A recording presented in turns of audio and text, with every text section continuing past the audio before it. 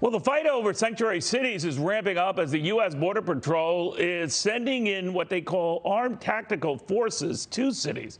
Former acting ICE director under President Trump, Tom Homan, says that sanctuary cities are simply un-American, and this is a way to address their bypassing something called the Constitution.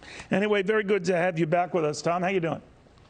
Good to see you, Neil. Thanks for having me. Let's talk about this. They are saying that in their role of policing the border, they've extended it to policing American cities, and it's a slippery slope, you say?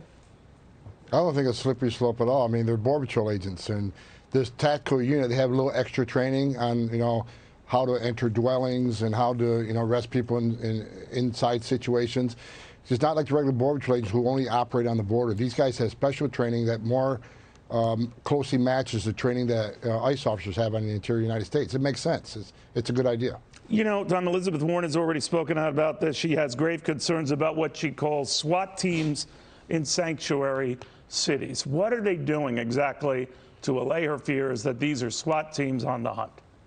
Well, just because they're SWAT team members, look, every police department has SWAT teams, but they're police officers, and 99.9% of the time, they're acting as police officers. They're only SWAT team and acting as SWAT team members when it's a SWAT operation, which this is not.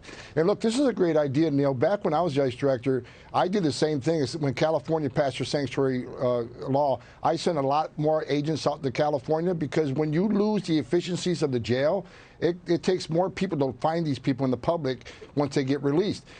Now, I had to rob Peter, pay Paul back then. Now we had the Border Patrol willing to step up. So this is a good idea, because it's not going to take Peter, you're not going to take agents from one city moving to another city. The numbers on the border right now are down 75% in the high. This makes sense. It's a good operational decision by this president. Where does your obligation begin? Where does their obligation, that is in these cities and states and sanctuary havens? I'm told by lawyers, it only goes so far as, we won't tell you where they are, but if it's precipitated by an event, like you stop someone with a speeding ticket, that's different. But it's extended to the point where they actually give a heads up to some illegals. That would seem to be against the law.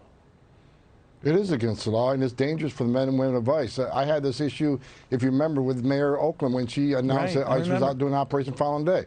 She didn't realize, hope she didn't realize, that 9 out of 10 of those targets were criminals. You don't give criminals a heads up that the police are coming to look for you, because that gives them time to escape, so they can reoffend again. It gives them time to, sit in on the officers coming in and ambush them. It's a dangerous precedent. So again, I saw Mayor Lightfoot in Chicago saying she's not going to allow people to bully her city. Look, then stay out of the way. Let ICE officers be ICE officers. We're not asking you to be immigration officers. We're not asking the Chicago PD being immigration officers. But stand aside and let the men and women of ICE do their duly elected authority and enforce the laws they took an oath to enforce. The laws are enacted by Congress. This is the right thing to do. It keeps our community safer. All right, we'll watch it closely. Also, whatever came of that meeting that the president had with Andrew Cuomo to sort of dial things down, we still don't know, but we should know soon. Tom Homan, thank you.